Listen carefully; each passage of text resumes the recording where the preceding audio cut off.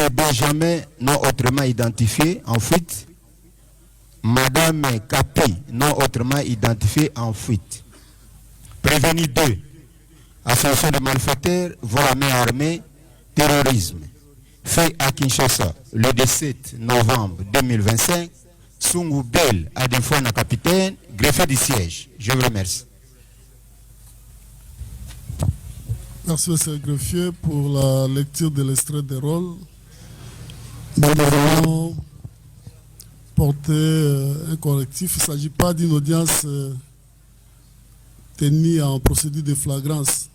Nous siégeons plutôt en forêt, dans les installations de la police nationale située au camp Lufungula. Cela étant, le tribunal rappelle l'affaire inscrite sous RP 25-30-25, RMP 11-569-RAD-25. En cause, l'auditeur militaire de garnison, ministère public et partie civile Raobank et Bijou Bidor contre le prévenu commissaire adjoint Molo Likombi César. Le prévenu sous-commissaire principal Kacha Mangong Anderson. Le prévenu Kantompa Bukasa Kato. Le prévenu Kingambo Nordin. La prévenue Honorine Porchen Mukuna Onate. Prévenu Benjamin ainsi que Capi qui sont en fuite. Voilà, la défense peut commencer par acter leur comparution. Nous commençons par les parties civiles.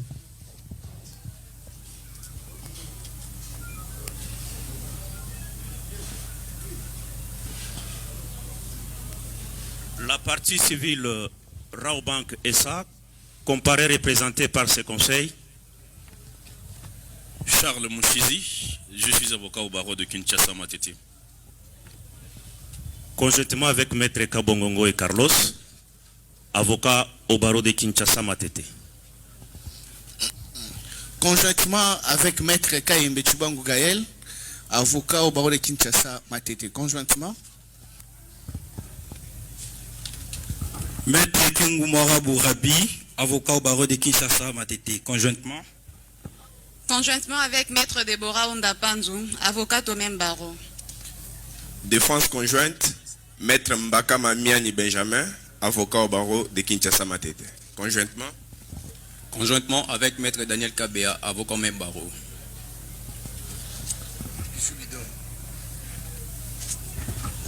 La partie civile Bijou Bidor, comparée et représentée par son conseil, Maître Ngou Adjonga, avocat au barreau de l'Équateur.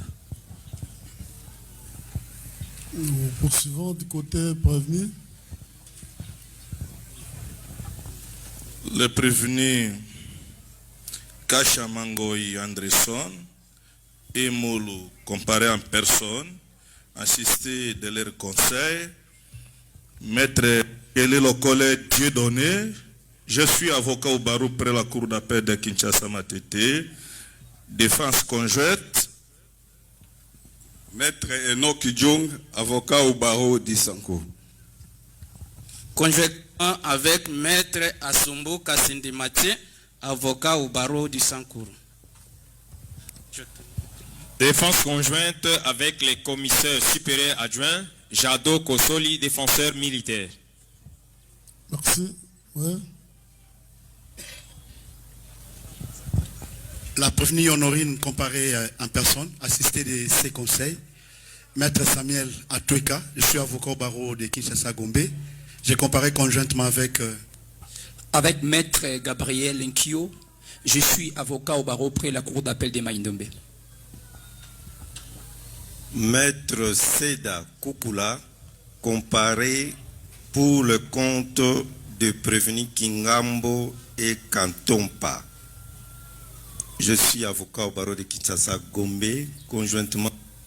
Monsieur le Président, je suis Maître Mabonso, Ndompetelo, avocat au barreau de Kinshasa Matete.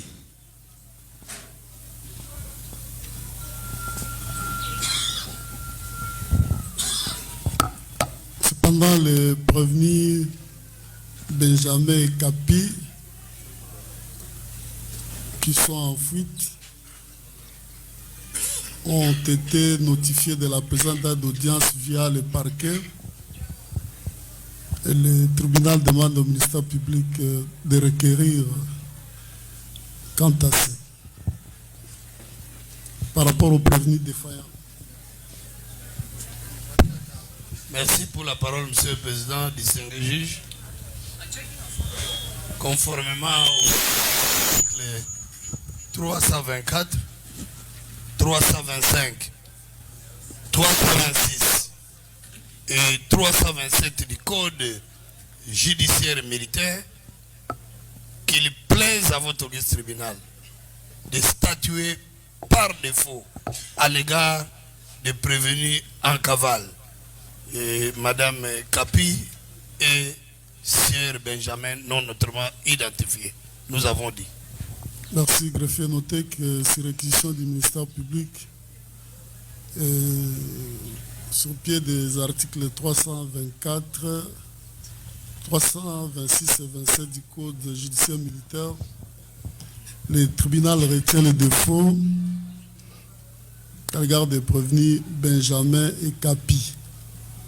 Et ils seront poursuivis en procédure par défaut. S'agissant des autres parties, est-ce que vous aviez reçu les notifications des dates d'audience de séjour, les parties civiles? Vous étiez notifiés? Oui, Monsieur le Président, nous l'avions reçu. Du côté prévenu, avez-vous reçu les notifications des dates d'audience?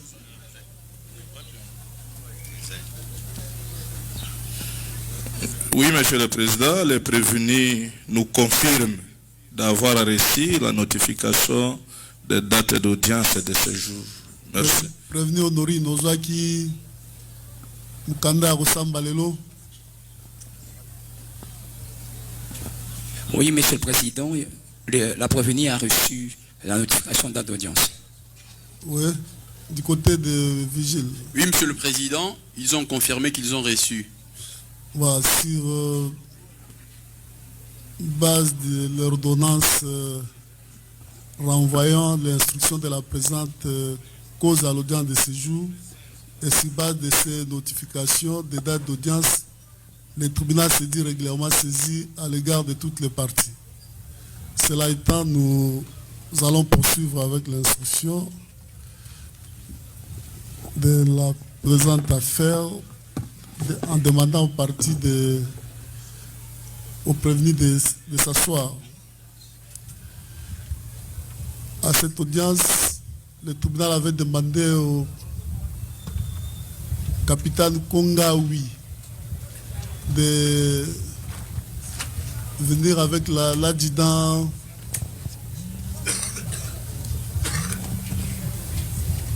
Shingano Azali.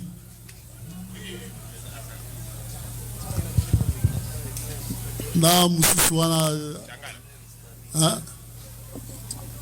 tuzana Changano Miigo mususu wana azawabi oya zagi na nani Kapora Mbui. Caporal Mbui wana yakane te wana isilaki boy oyo nde tolingi toyoka mpya.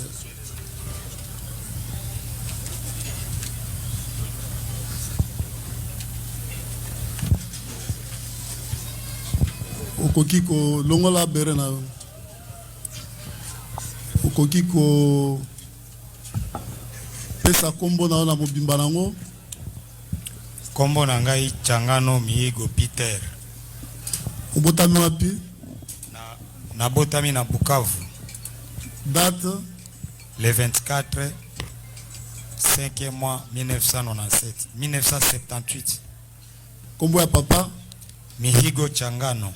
Azali? Akufa. Kombo ya mama? Songero Balibuza. Azali? Akufa. Village nayo? Village nangai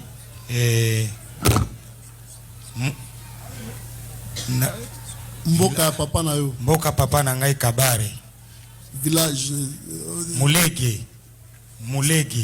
Secteur ou bien chefferie? Chefferie Kabare. Territoire? Mulege.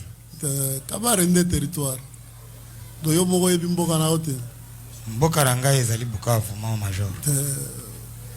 Mboka ya mukie kilima yenu ni nini? Village yetu ni Kabare. Kabare. Ni Mulege. Mulege. Chefferie yenu? Chefferie yetu mina yani Kabare. Territoire? Mina ni ile tu mwingine Kabare. Kabare tu. Oza mtu ya province ni? Sud Kivu. Oza na nationalité ni? Congolais. Utangi classe? Oui, natangi classe. Usuki na classe ni? 4e humanité peda. Usala wa msani? Naza militaire. Oza na grade ni? Adjudant chef. Oza na unité ni? Bataillon PEM. 14e région militaire. Compagnie ni? 4e compagnie. Peloton ni? 4e peloton. Section ni? Nasukeli kana 4e peloton puisque naza faisait ya adjoint ya 4e peloton na peloton. Oza na fonction ni? Adjoint ya 4e peloton na kati ya peloton. Ok. Numéro matricule na yo? 1 78 96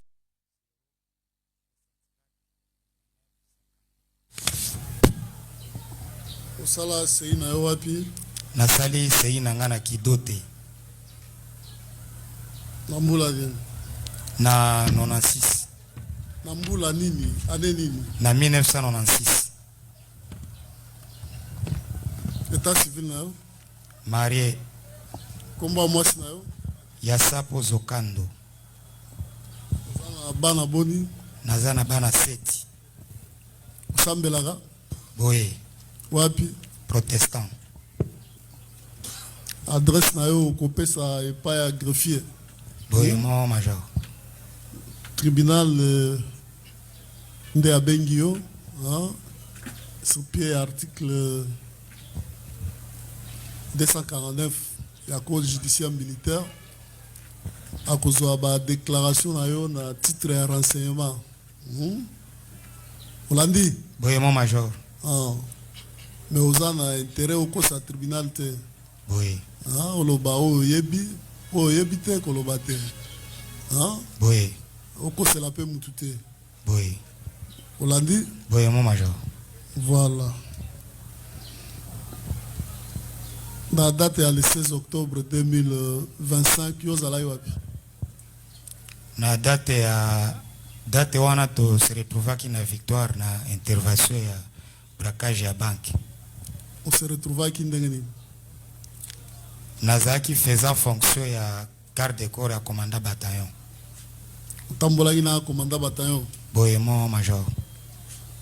Siko se retrouver yo moko bien na commandant?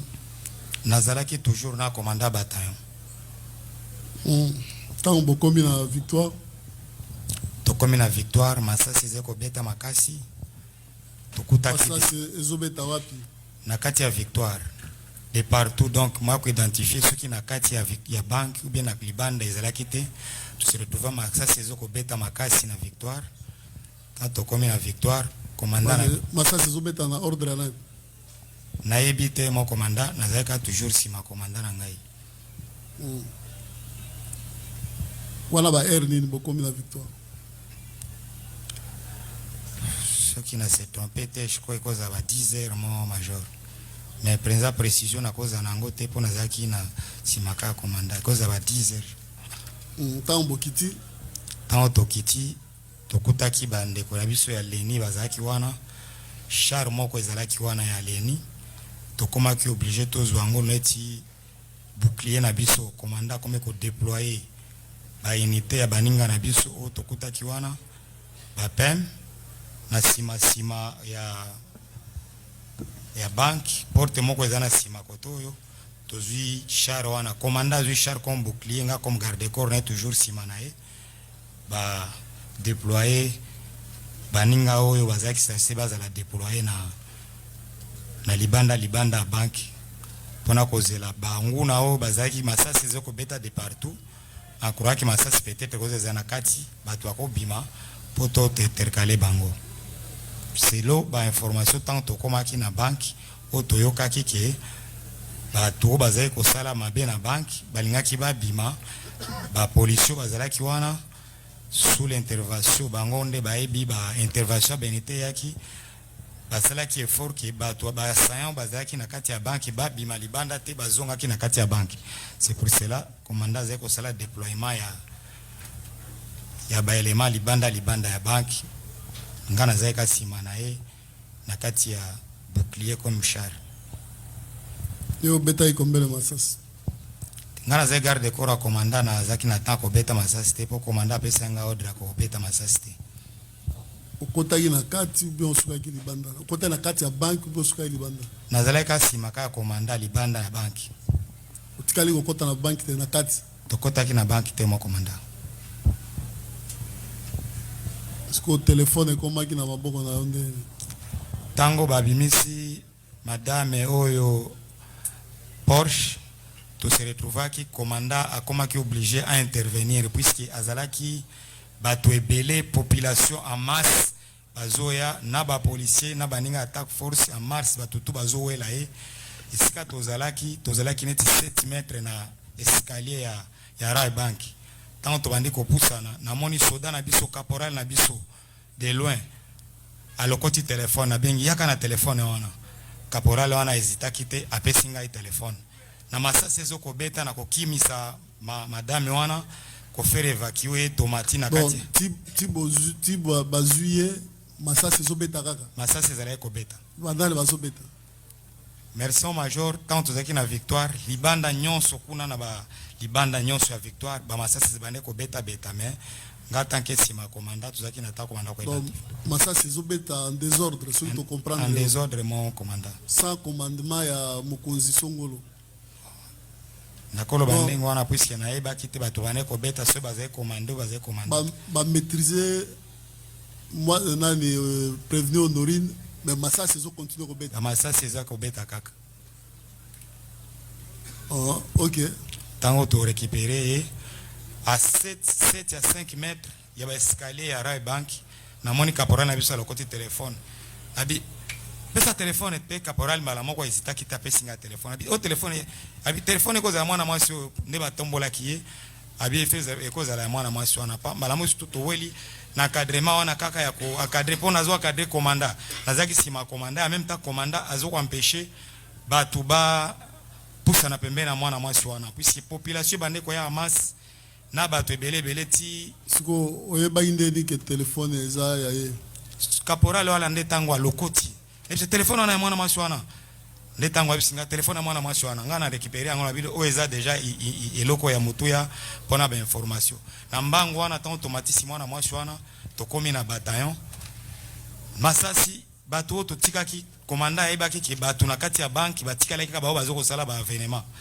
to umelaki na bataillon te to zongeli susu mbango na banki kozonga na kati ya banki to kokuta déjà ba autorité ya la police bazawana na ba konzimusu ya FARDC bazawana commandant mbala moko ba pesi ordre ya kobanda ko visualiser ba kati kuna biso se retrouver kana banki tozo kokengela libanda kaka ya banki to yotikala okota na kati to kota ki na banki te biso tango ba considérer déjà la police bazana ba garde corps na bango major moi biso ba généraux bazawana biso ba garde corps ya colonel to kota na kuna ekozala lisusu moya kokota te. Est-ce qu'on a natango nini ba konzina ba yeba ki ke téléphone ozana ngo eza ya prévenir Honorine tango to bimi na mission na Europe na victoire to komaki na butu commandant ki réunion tant commandant ki réunion zai mokolo na nga repos na tongo na yoki commandant na biso ba interpeller bango na région bala moko na bengi capitaine Ousmane ya région tango na bengi capitaine Ousmane ya région abi ba konzina ngai bakangi bango na région kuna puisque commandant bakangaki na région m'expliquer téléphone à moi mwasi wana eza très nécessaire pour na koluka ba information to bengani nga na capitaine Ousmane na permanence na remettre téléphone wana asali décharge natikaki yango na cour kuna esika na sambaki kuna esika baka est-ce que ochekaki yango talaki yango te natalaki ata kotala te eza na mot de passe natalaki te nafungolaki ata kofungola yango te na remettre kaka pa capitaine Ousmane. mais tango bokomaki na cour est-ce que balakisaki ye mwasi oyo telefone yango pe alobi eza ya ye tant tokomaki na cour jour wana nakomaki na cour batuni ngai babandi kosambisa ngai namonaki balakisaki telefone sur place te et depuis nga naza na cour naye koyoka kaka tango capitaine na biso azosambaki balakisaki telefone mais ngai tango nakomaki na cour depuis nazongisaki epai ya capitaine Ousmane ye tango babengisaki tango batunaki nga opesaki telefone nani babengisaki capitaine Ousmane tango ase justifié ye nde ajustifié ke napesaki epai ya TD et TD aremetraki yango na cour nasukaki kaka wana mo major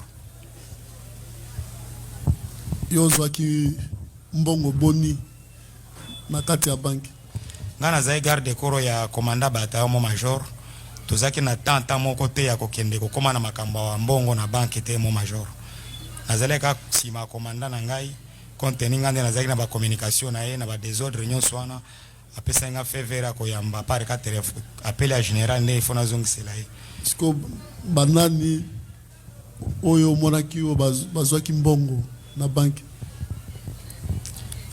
mo komanda ndenge tozalaki wana ngai nsima kaka ya komanda na ngai makambo ezalaki ya makambo ya mbongo na kati ya banki tosinteresaki mpenza te même komanda na ngai mpe asinteresaki te ngai nayebi kaka komanda na ngai ata biso totikalaki libanda bamataki kuna na bureau ya directeur mpona kokende kotala bacaméra de surveillance mpona koidentifie baloko nini banguna wana bakozala baza na kati et mpona kovérifie baactivité nyonso oyo ya mabe esalamaki na banki mais compte tenu bagénéral déjà bazali na bagarde de corps na bango na kati ya banki biso na niveau na biso mweto apparaître na kokoma kuna ezalaki te mo major est-ce banguna ngo bazalaki combien oyo bakangaki mokolo wana ngai nayebi ka terme nautilize banguna mais ezalaki babraqueur nautilize terme banguna mais babraqueur oyo ngai namoni bazwaki kaka jour wana tobimaki kaka na madame babimisaki ka madame Porsche namonaki braqueur mosusu azalaki te namonaki motu mosusu abimisaki te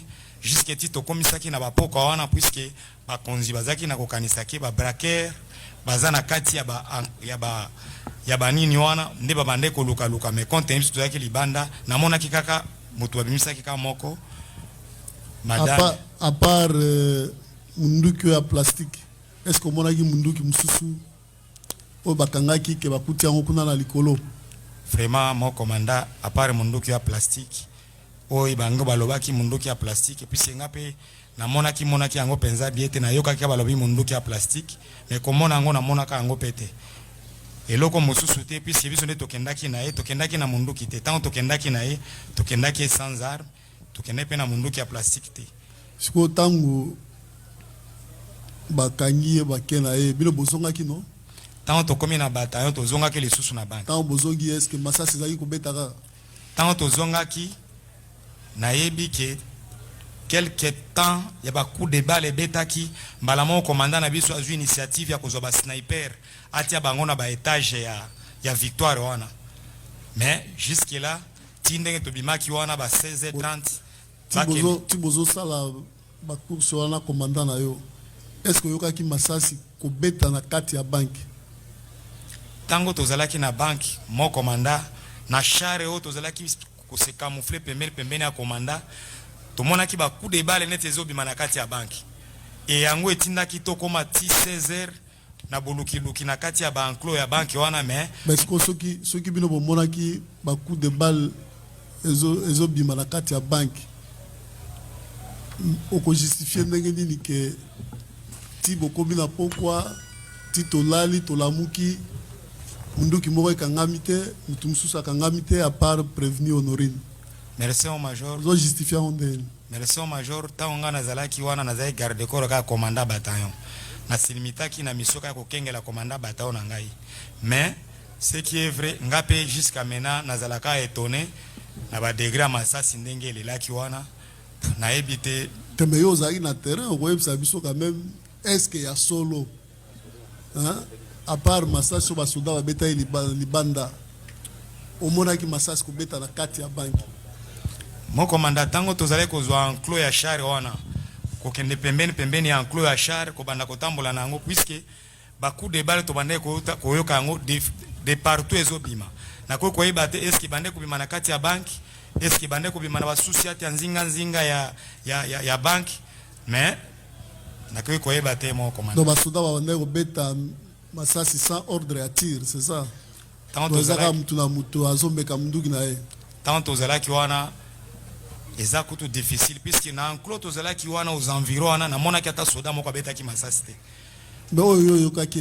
Masasi ezeuta de lointaine nazoyeba te eske ezeuta te e yango tozokosalaka bancouvert mon major. Mais sur place ke mutu tala ba policier wana mibale obavandi oyo omoni bango boye mon major omonaki bango na moment nini tango bozalaki kuna? Na monaki lieutenant ya la police tango touti kotika madame Honorine na monaki na sia ba escalier atelemi wana lieutenant za tolobi ba oyo mibale lieutenant ah oyo lieutenant la police omonaki ye na monaki atelemaki wana azo sala nini atelemaki kaka na dispositif puisque ba unité komaki déjà ebele menga na bane ko maîtriser te ke yende garde benini mais komone na ba 16h wana commandant na biso nde ko tuna eke bino bozaki ba garde da événement ezalaki ndenge nini e ndenge commandant eko zwa bango abike non pona ko relater événement wana bien nde bazwaki bango et pas commandant abi bokende kuna bo relater événement ezalaki ndenge nini pa ya commandant ya la police na ndenge na eko mona bango le sous jour wana no auditorat tango na kangamaki siko adjudant wana mona ki adjudant chef biso tozalika libanda na libanda kaka wana ase lieutenant azalaki na entrée ya parking adjudant chef azalaki neti kuna kote ya sika ba misambongo na distributeur ndesikanga na monaki adjudant chef oyo po biso tozalika libanda wana moto kokota lisuna kati te siko tango monaki bango attitude na bango monaki ezalaki ndenge nini? Ce qui est vrai, likambo ou bien batu ba normal. Ce qui est vrai bisoto zalaki na bango kaka wana meke kolobaki attitude na bango puisque ba unité komaki déjà belé na mona ka ba policier ka bazali wana na zai koyeba position na bango te na mona ka bango ndenge bazali wana mon commandant pona ko identifier bango pona ko tuna bango nazaki na tana te moko za plus gradé nanga mo so za collègue nanga na eba ki ataki bango baza ba garde ya banki te na eba kaka lieutenant nde asalaka na banki meneti ase na mona ki kaka kuna na kipaki kutu mpo ba policier bazalaki ebele ba unité zalaki ebele mon major siko ba vigile wa tala bango bango vraiment na tiaki bango na ngonga nini pe wapi vraiment bango na tiaki bango kate na s'intéressaki na bango ata mokete na mona kaka mutu moko oto zalaki kozala ne libanda mingi ezali maître avocat kaka ya banki maître avocat maître avocat azali oui o wapi oya pembe non oya pembe yende tozalaki ne libanda donc azo sala nini non azali kaka observer makambo ndenge ezoleka wana siko yeba ndenge kaza maître avocat na yeba ki aza maître tango bande ko tuna ba policier tango commandant bato azo tuna ba policier makambo tango ba mezui ba policier ya banki nde bazoko linga kotuna yalo non nga na za juriste boko tuna tunanga mituna wana te nde tango nazwaki na mutuna nga na yebaki no yalo baza juriste bongo yo yebindeni kaza maître avocat ya raw bank nde tolingi to yebaka mais mon major jour to kendaki na ko sala témoignage jour mbule betaki na monaki na bourgeois ya ba avocat nde na s'adresser pa ya ba ninga na nga ya uniforme wa non aza avocat ya banque puisque kaka yende na mona qu'il était en tenue civile en veste libanda ba civile belé penza bazaki wana te mais en observation kaka libanda wana tango batuna ki babandi ko tuna tunemi tuna tango bazoko tuna lieutenant ya le bitete ngana na juriste bako tuna ngai te immédiatement bon juriste batuna ngai tuna te ye moko ayebi ndenge agangela ki bato wane ko tuna mituna parce que azali déjà monté na makambo ezala ki wana organe de la loi. Vous avez des questions à poser aux renseignants? Merci pour la parole, Monsieur le Président. C'est tellement clair que on n'a pas de questions à poser aux renseignants. assez. C'est tellement clair. Toutes les questions posées par votre registre tribunal et les réponses sont données tellement claires, alors comme on dit. Nous avons dit, monsieur. Merci. Partie civile, y a-t-il des questions à faire poser? Monsieur le Président, la déposition du renseignant a été tellement limpide que nous sommes dépourvus de toute question allant en ce sens. Côté prévenu.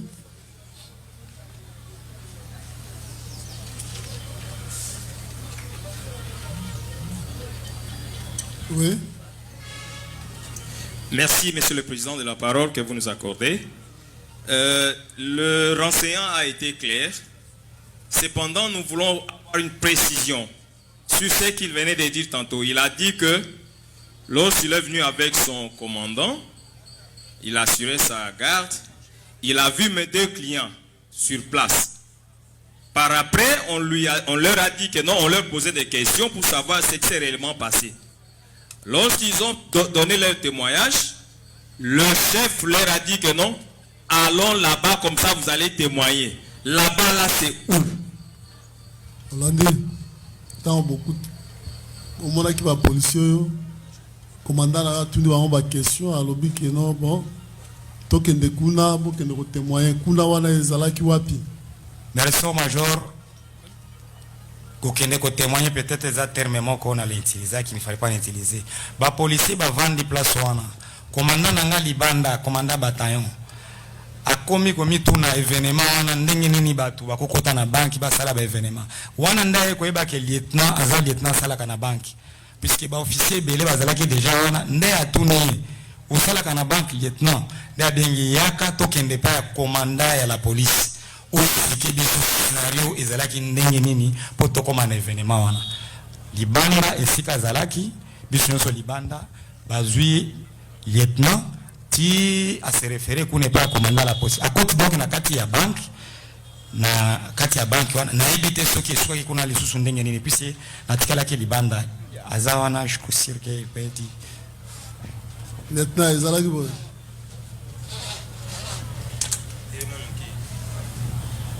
Bon, tango colonel aye bando tout nangai abindenge nini batu wana bakoti na banki bino bo fandi awa yaka to que n'est pas général ou expliquer ngai nebise mo colonel ngai naza awa libanda awa na parking ya libanda ndenge akotaki comme client nyonso tout ndenge akendo sa l'événement na ye ebité tuye ko interpeller tango azobima ndebe biso ke mutu mabe azana kati ndebe biso to surtout ki non effectivement mutu mabe azana kati mais à part ça mais après on contacte le sous kati ya banque a contacte hapo na ko expliquer nani général siko général tango linga a sa général bité botika biloko bo kende kunesa bo zalaki na zongi pe na ko fanda na parking esika na fanda ba yo kango erni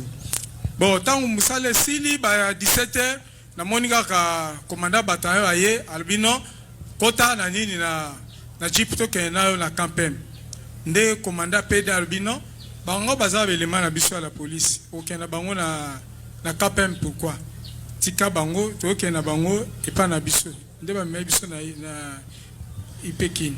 Merci. Oui. Il y a une autre question?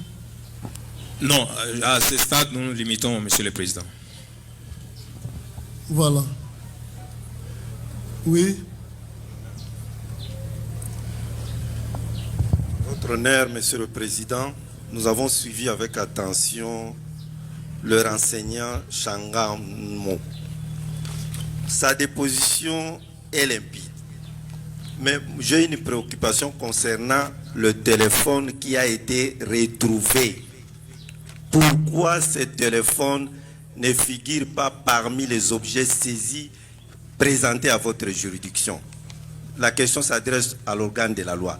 Parce que j'estime que c'est un objet précieux qui aurait pu aider l'OMP pour retracer les appels de cette dame et éventuellement déceler les gens qui ont collaboré avec lui lors du braquage de cette banque le 16 octobre. Merci, Monsieur le Président. Merci, maître. Avant que l'officier du ministère public réponde, des les prévenus, les renseignants, tant que vous avez téléphone le 16, vous avez commandant. Vous avez Tango bakangaki commanda le lendemain à opération wana. Le 17. Le 17. Tout cela qui musala vendredi, bakangaki commanda jeudi et vendredi. Tango na landi na région na kuti sumante mais ko pesa yango dimanche na permanence. Donc vendre la téléphone banda jeudi ti na benga ki capitaine Ousmane comme mutu ya bureau de na mona ki mutako pesa yango contenu commanda bakangaki na région.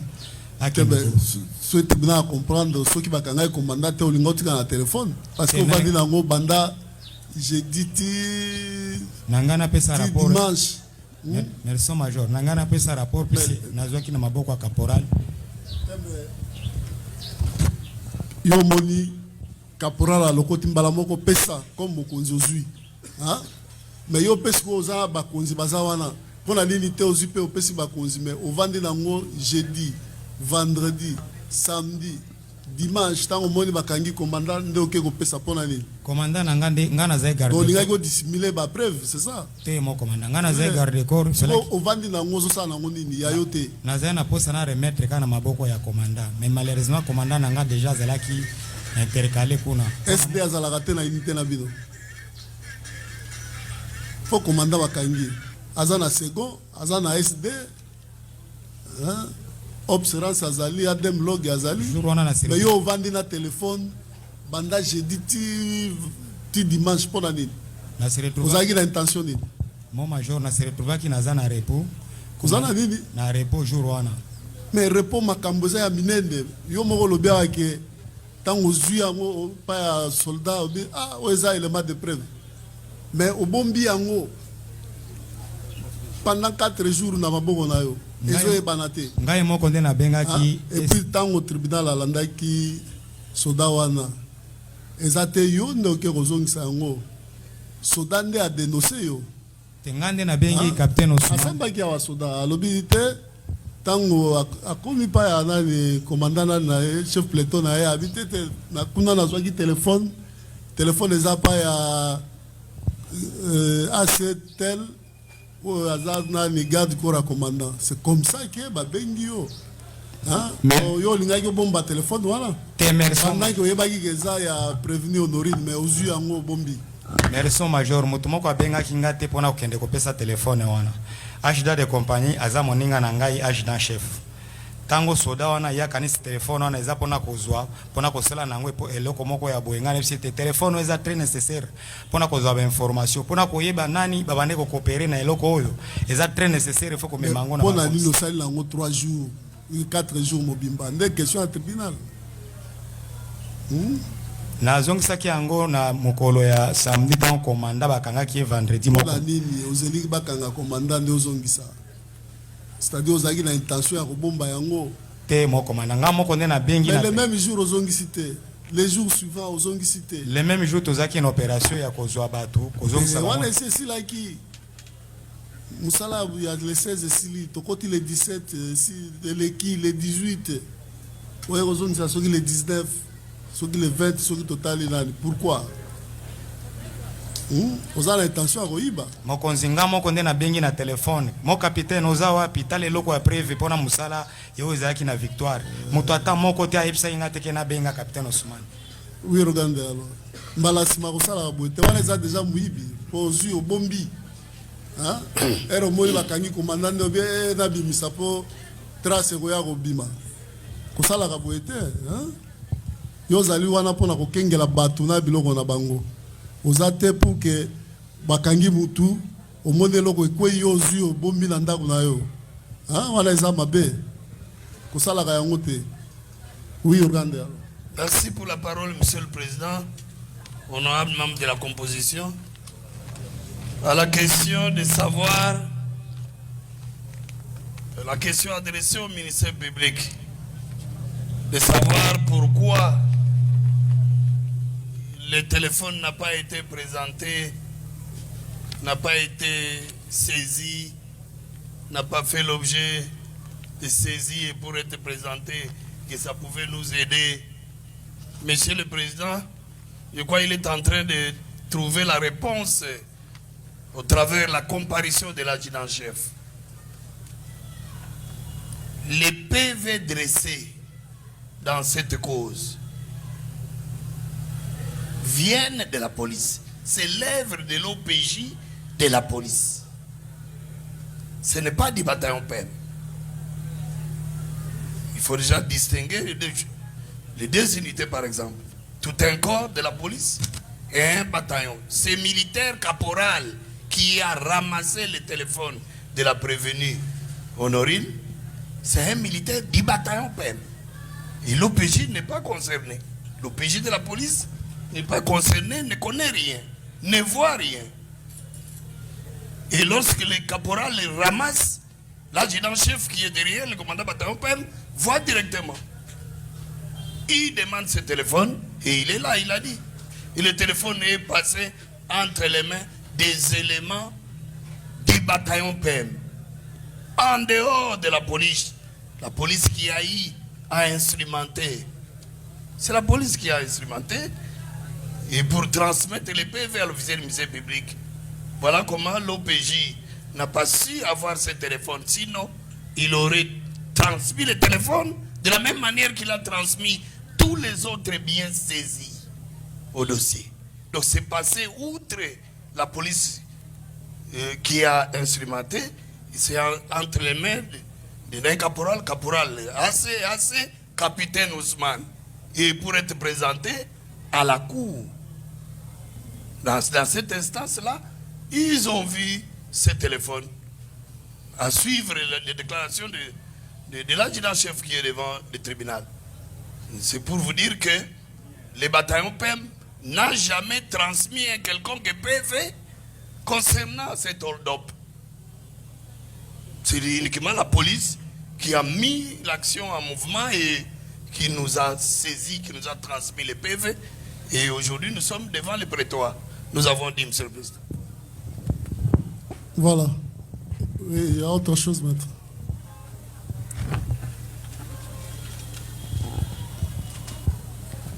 Juste une petite question, 2 ou 3 petites questions de clarification, Monsieur le Président, Votre Honneur. Oui. Nous voulons savoir si ce téléphone-là est le même qu'utilisait la prévenue en Allemagne avant de venir en République démocratique du Congo, et quel est le numéro par lequel elle appelait à partir de l'Allemagne, si elle peut le décliner. Prévenu Porsche. Les gars, zoa micro, tika liputa na yo na se, na papier na yo tika ngo na se ozoa sima. Tribunal alingi ayeba telefone wana ozalaki nango eza oyo outaki nango na Allemagne. Soki eza yango okoki kopesa numéro oyo ozalaki koutilize na telefone wana. Oui, eza yango oyo Allemagne. Il faut loba makasi tozoyoka yo te. Eza yango. Eza yango outaki nango na Allemagne. Oui. Ozalaki koutilize numéro nini? 0049 152. C'est la zongela 00 49 152 152 09 09 09 Lisusu. Oui. 79 Oui. 75. C'est le même téléphone, maître. Subsidiairement à cette question, nous voulons savoir, renseignons, à essayer, à toute fin, d'entrer dans le journal des appels de ce téléphone et pu remarquer quelque chose de particulier. Est-ce que parmi les appels, au cas où il a accédé à ces appels, est-ce qu'il a vu des appels venant de l'étranger vers la République démocratique du Congo, des numéros identifiés en République démocratique du Congo? Ok. Voilà. Prévenant les renseignants. Le téléphone est pendant 4 jours, non? Et ça qui y a couleur nini. eza téléphone ya marque nini? Téléphone na ye ezali neti pembe neti jaune ezali Samsung mais téléphone yango ezaki ya kokangama. Ofungolaki te? Te namekaki ata kofongola te. Mpona nini osali 4 jours? Merci mon commandant. Tango tokendaki na epa mwana mwasi oyo. Tango totikalaki batu ya renseignement na batu ya presse bakoti po abimisa biloko na kati ya ndako na ye. J'ai vite compris que ye aza moto ya ba ona monaki wana na monaki téléphone ye ko meka ko simba même puisque même capitaine Ousmane asimba téléphone na maboko te. O monaki aza moto ya nini? Na monaki ba biloko ba mystique et j'ai vite compris que non na kokota mingi na makambo ya koluka na charger ba téléphone ou bien na simba te. Mais elo réseau comme ça tribunal les a boué. O mzui téléphone au vandi na yango ebi ke o eza pièce maîtresse ou ekoki ko sala ke ba détecter soit opération sali azaki en liaison na bato mususu. Mais on continue à garder yango pourquoi? C'est le président. Des places tribunal azo comprendre d'abord hier nano. Mon commandant bakanga commandant na ngai fallaki na kota musala dimanche. Mais là qui samedi mbangu pona kende ko benga capitaine Ousmane mo capitaine oza wapi? Mais toza jeudi depuis toute la journée. Et puis yokana no jeudi. Wana ndeska enquête ye makasi no. Jeudi bazo lukazala ki nandani bakota ki batebele baza na baza ko collaborer na bato wa banque. Mais yo za na eleba ya prévu eza téléphone na e chombo na e. Mais au garder, au continuer à regarder. Si vous avez un commandant, ne oubliez pas téléphone. Merci. Est-ce que vous posez parmi les bateaux parce que vous avez un téléphone. Merci, Major. Aussi, ça qui m'a wana na 19h ou bien 20h. Wana jeudi. Vendredi, vendredi na tongo na ye na kuti déjà commandant na nga basi interpellé na région. Ndena bandi ko benga capitaine Ousmane o ya bureau D. À part Ousmane mutu mususu azaka na unité na binote mokonzi azaite unité kufi. Hein? Te mon commandant. Unité kufaki. Dans le roi bakela commandant et si l'unité kufi occupe sa téléphone pas mutu mususu te. Donc ça lui obstruction na enquête. Hein? Olinga qui était enquête avancée. Aujourd'hui téléphone au bombi pour la intérêt égoïste. Au sale la yango. Te mon commandant na benga kimba on capitaine. Mais comment au bombi? Hein? Prévenir Honorine, est-ce que ça a téléphone ou un Samsung? Ça est Samsung?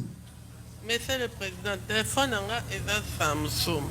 Mais version oh yazoloba et azwaki on loliban et dans le kuta. Nga téléphone nga bazwaki nga on a voiture là bazo torturer nga na voiture. Après route na on rappeler na ebisa bazo na voiture lingolo banini. Là babwaki nga na kati ya mutuka na de l'air siko bazwaki téléphone nga ikoyaki na kati ya mutuka. Na senga ekutu ba police ana si te pe bozong c'est dans ba contact bana nga. Ba beti nga ko apporter na senga service ana. Yeso ka lobi ezaki libanda c'est faux. Nga bazwaki nga ngona kati ya mutuka. Prévenir les autres accès que bazwaki on a kati ya mutuka. Parce que zaki na sima pantalon nga malgré zaki o kita téléphone pe kita kina yango. Olanda qui renseignant liboso yaki awa. Nyonso yepa tika ko na mutuka te. Ya zaki poster libanda. Et puis renseignant on a lobaki que azwaki ngona se tanga azui chef na ya moni chef alokoti. Bango nyonso ba yo siko zolo baki ezatanga ba condition na kati ya mutuka. Oui. Nde bazui. Bango nyonso ba okosa ba olo ba téléphone ezalaki na se téléphone ezalaki na kati ya voiture soki bazwaki on sait que bango pe baza na kati ya voiture na ngai. C'est kozala te ba lo ba téléphone ezalaki na se mais téléphone ekoinga na kati ya voiture. Bazokosa makamba. Siboyo ebaki ndenge ni ke kwe na kati ya voiture. Parce que là na ba bwaki nga na kati eloko libose koyaki eza téléphone pour pantalon pe koyaki na ngai le ba obwaka nga ba mzwaki nga te ba poser nga ba bwaki nga na kati ya voiture téléphone pe koyaki na kati. Ah eza mamba olela te. Te po bazokosa. Olo bande bosembo. Bazokosa pourquoi ba olo ba lokuta ba okosa nga na mesana na lokuta te siko makamba olo ba yebi msanga lokuta. Adida bozela adida lobi okosi. Merci mon major. Nga na zui téléphone na maboko ya caporal na biso ya pembe. na ba condamnation oyo ngana uti kozala condamné na kati ya cour caporal ona soki azaki na kati ya mutu kawana alingaki azwa peine lokola baninga na ye mosusu caporal ona azaki na se et azalaki na kati ya na mutu ka commandate bato tuzaki na bango na kati ya mutu kabiso nyonso to se retrouver na kati ya ndolo to sali ndolo ba mosusu bakangami ngai pe naza condamné na ndenge nazalaki condamné caporal alokoti téléphone tango bazokoto mama oyo mo commanda po akoma na kati ya jeep. Je ne sais pas ce qui est à Kokoloba Ndenga Zoloba. Full ezoya na victoire. Ba policier est belé, task force baza est belé. Makamoto stolandaki. Kana zuya ngona maboka na essentiel mettre à comprendre que au tcheka qui téléphone walate. Il y a une autre question. Oui, monsieur le président, en réalité, je voulais juste apporter un peu l'eau au moulin de l'accusation. Essayons de voir, d'appuyer un peu l'aspect préméditation. Mais j'ai la nette impression qu'il y a là, on fait allusion à deux téléphones différents. Un qui est tombé dans la foule et qui a été ramassé. Un autre qui est tombé dans le véhicule et qui a été conservé par ceux qui l'ont ramassé dans le véhicule. Ça sera le travail du ministère public pour une éventuelle instruction supplémentaire, peut-être dans un autre cadre. Nous avons dit. Merci. Voilà, la partie civile Bijou d'or.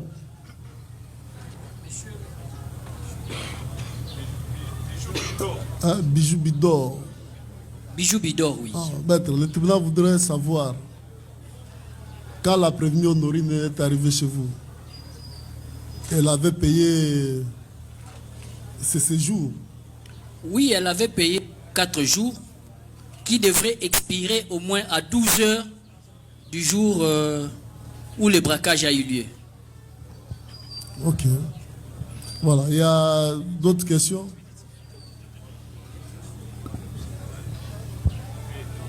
Oui, maître.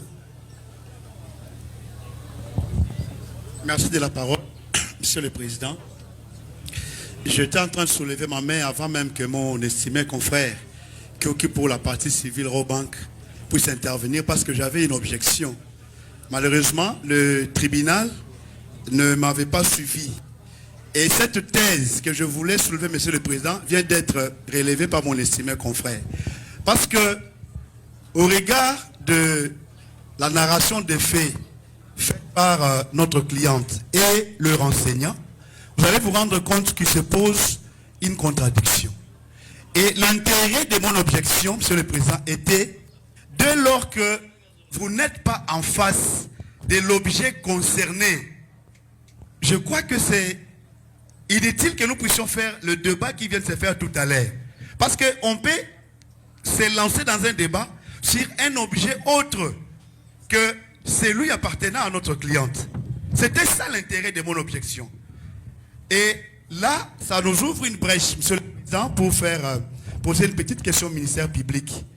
Pourquoi au ministère public, Monsieur le Président? Parce que ces débats autour du téléphone, pour nous, c'est très intéressant.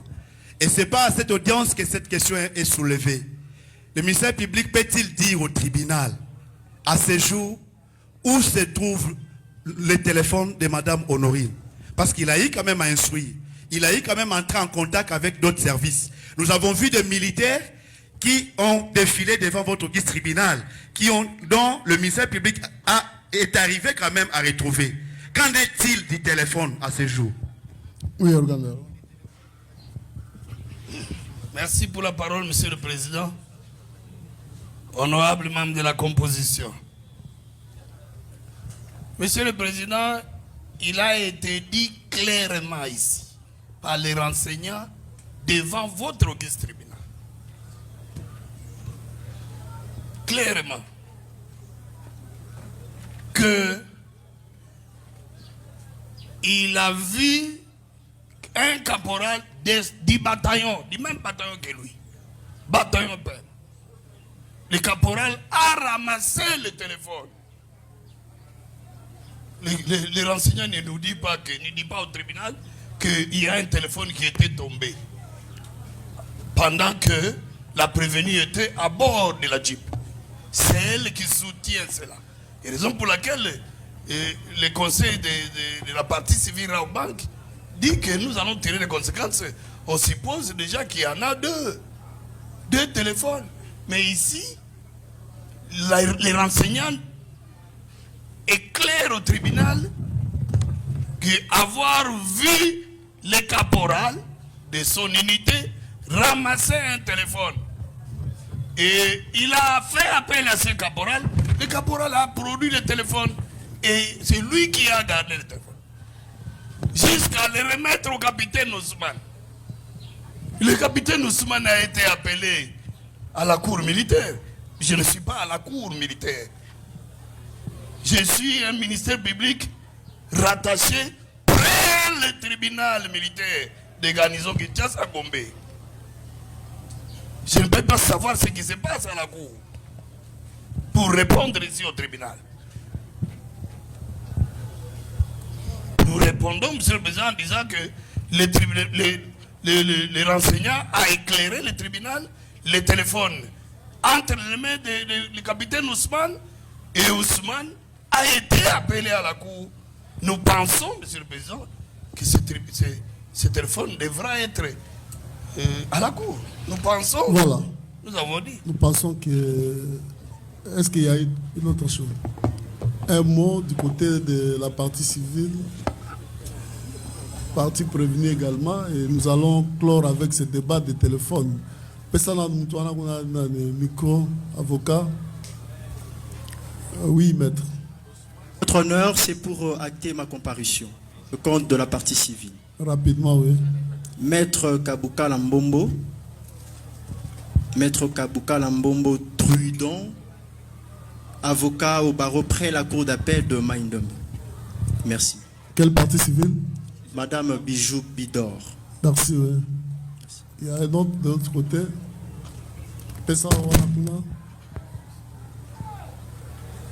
Oui, rapidement. Merci, monsieur le président. C'est pour la prévenir honorée. Je suis maître Massoudi Bakala Nathan, avocat au barreau de Maïndombe. Conjointement avec maître Greg Kitambala, avocat au barreau de Kouilou. Merci. Voilà, on a fini avec les comparutions. Pessa micro pas partie civile. Merci, votre honneur. Attendez, maître. Nous suspendons pour 2 minutes tous les besoins physiologiques. Voilà. L'audience est suspendue.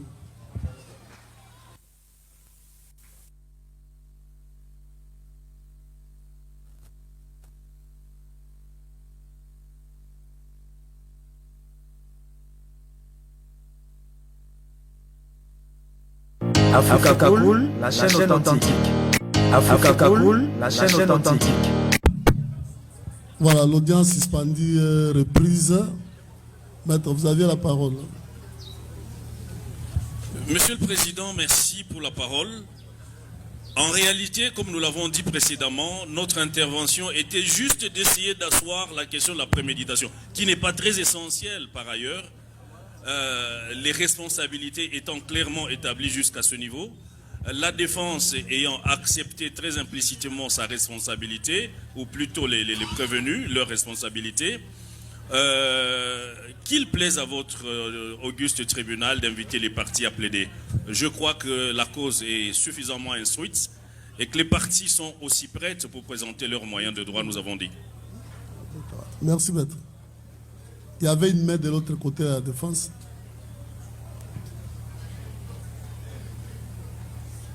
Oui, monsieur le président, c'est ce que j'ai voulu suggérer au tribunal, parce que, monsieur le président, les questions du tribunal vis-à-vis des renseignants est claire comme l'eau claire dans un verre clair, et surtout que l'audience de ce jour était consacrée à la plaidoirie. Nous avons voulu vous demander si vous estimez, si le tribunal estime être suffisamment éclairé, vous nous invitez, monsieur le président, parce qu'il y a les innocents qui ont tenté de subir d'une manière illégale, et on va les démontrer dans quelques peu de minutes. Je vous remercie. Merci. Voilà. Cela étant, le tribunal va devoir libérer les renseignants Changano ainsi que le capitaine Kongaoui. Hein? bokoki ko zonga na ba unité na bino pona ko koba musala na bino. Tribunal asepeli ndenge boyaki bo éclairer ye par rapport à ba question ya zalaki na yango. Donc bokoki ko kende soki bolingi bolanda audience bovandi soki bomoni ke misala ezali po misala ekoki kozanga te na bata pem. Donc tribunal a libéré bino. Voilà, merci.